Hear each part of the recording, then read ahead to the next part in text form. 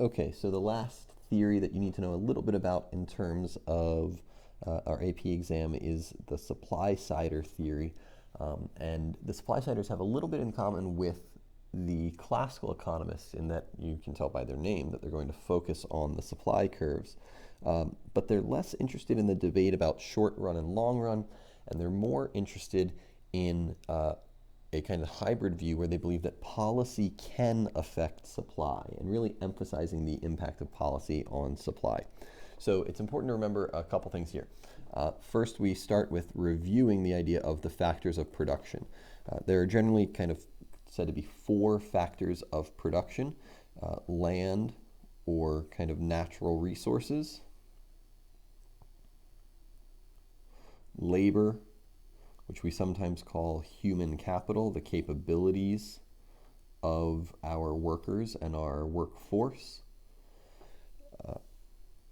capital, which by this we mean kind of stock of physical capital being like machinery and man-made tools that enable the human capital to work more productively, and technology or entrepreneurship, which I sometimes like to kind of simplify down to the concept of ideas and the thoughts and big ideas that people come up with. And the supply-siders believe that these are the primary drivers of what is happening in the economy at any given time, and that the factors of production largely influence both short-run productivity and long-run productivity. And so to the supply-siders, it becomes very, very obvious that if you want to make the economy work better, then you need to pursue policies that some people say free the factors of production, or kind of liberate them and make them able to do their best work. And that if we really promote what they would call supply-driven policy that makes these factors more available, more capable, then we'll get the best of all outcomes. And we'll start and we'll just take this over, right? So what does this look like? Well, if we can increase our supply, both our short-term supply and our long-term supply, SRAS shifts to the right and LRAS shifts to the right, then we get what a lot of people would consider the best of all possible outcomes. We get an increase in output, an increase in Y potential. We potentially get a decrease in unemployment, and we didn't mark it on here to begin with, but we could potentially also get, in the long run, a drop in price level. So this is, to a lot of people, seen as the best of all outcomes. A policy that, instead of the trade-off, AD always faces a trade-off. If I increase AD, I increase output, but I also increase price level. These supply-side policies hypothetically will not do that. And supply-siders mainly focus on a couple of big policies that they believe are going to make this happen. The first is that they believe in deregulation. They believe that regulation naturally limits the factors of production.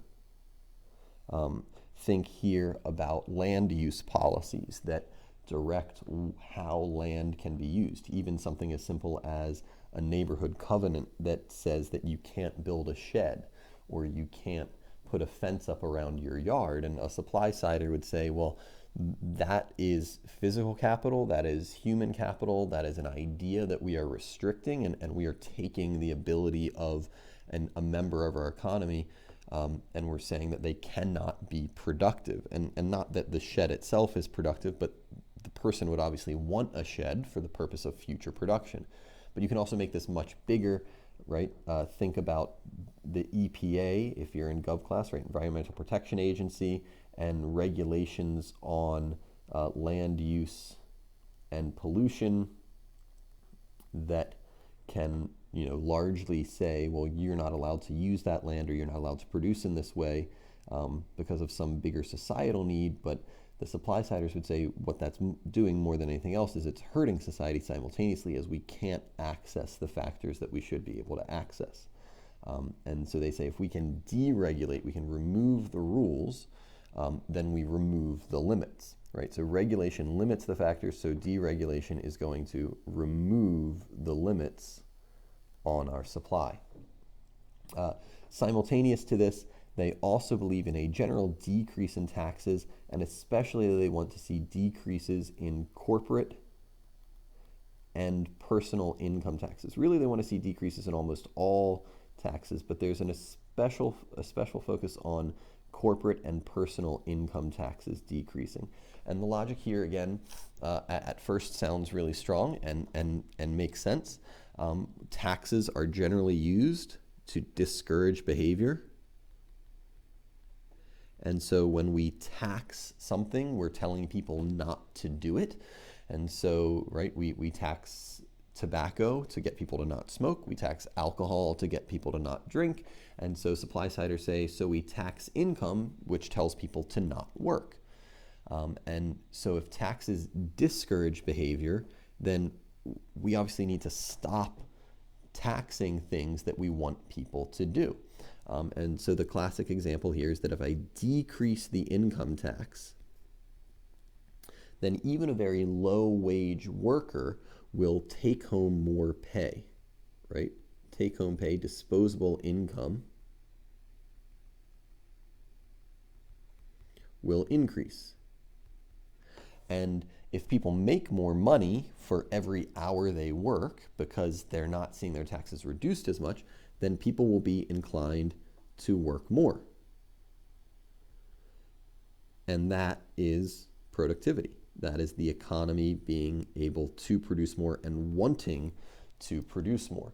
And there are a lot of other places that supply side policy demands changes in the way that our government policies work. You can see it in other types of regulation or types of competition where the government does a job and they would say, please get the government out of the way because we want our factors, we want our businesses to do this behavior instead. But it all comes back to the same idea that if we make the factors more free in terms of more able to do things, then our productivity level should increase and our productivity should go up overall. And again, this largely makes sense. As a quick side note here, for the AP exam, supply side theory is not the standard by which we evaluate our policies. So unless you are told to think of the supply side implications, unless you're told to think of the implications of taxes on supply, we should maintain the standard that something like taxes and government policy will affect aggregate demand, not aggregate supply. But if you're asked to think from a supply standard or from a standard of the factors or from a standard of productivity, then you can come through and say, oh, well, what would this policy do to productivity, and try and make that explanation possible. Two quick additions to this. First of all, both of these in the real world, think about the Trump administration and how the Trump administration has explained and justified so many of their policies over the last several years. They've talked about lowering taxes, enabling corporations to hire more people and invest more in their business, that lowering taxes is going to drive people into the workforce. It's going to flip the switch from maybe financially a family might have a stay-at-home parent, but at a lower tax rate, maybe it makes more sense for a parent to go back to work. The Trump administration has pursued a lot of deregulation under the idea of getting America back to work again. And all of that generally stems from a supply side view of how the economy works. But there are kind of two big criticisms that we should point out about supply side theory. The first is simply the data side. There's not a lot of data that promotes that this is actually how these policies work in the real world. And the best example of that is that the decrease in taxes that were supposed to increase investment spending have a pretty unclear effect on long-term business spending and long-term consumer spending habits. Even with the Trump tax cuts of 2018, if you go out and look in the news, you'll find a lot of economists saying, wait, where is that big boost in investment spending? Did businesses rev up their purchase of capital and their purchase of their work in new research here, right? Where is the big long-term change in GDP or productivity that was not happening before? And there's not always data to promote that those things happen overall. The second, more specific to maybe even explain this to the income tax side, is that there are theories out there that say that people work not to make money, but to maybe support a standard of living. So, for example, if I were to decrease taxes, I could increase disposable income. But for a lot of people, if I increase their disposable income, their incentive might actually be to work less. And they might work less because they say, oh, well, if I can make the same $20,000 of take-home pay by only working 40 hours a week instead of 45 hours a week, then why would I continue to work more? And so there is actually some evidence out there that says in certain income brackets, once people reach a certain level of income or reach a certain level of a standard of living, that we don't necessarily see this sudden activation of these factors of production that wasn't apparent before. So the big ideas again on our supply side, you should always relate the supply side idea to the factors of production. So how do taxes relate to, and something like a personal income tax, relate to productivity and the factors of production? But you should also know that our standard in this course is going to remain that most government policy is AD focused, is demand focused, unless we specifically say, let's talk about the productivity implications of these policies. Let's talk about the productivity implications of deregulation and an increase in investment spending on SRAS or the LRAS over time. And as a last note, because I'm realizing now I didn't say it, generally when we talk about shifts in productivity, we want to make sure that we're moving both the SRAS and the LRAS to demonstrate that both the right now capability and the future or potential capability of the economy are increasing. So that's our summary of supply side.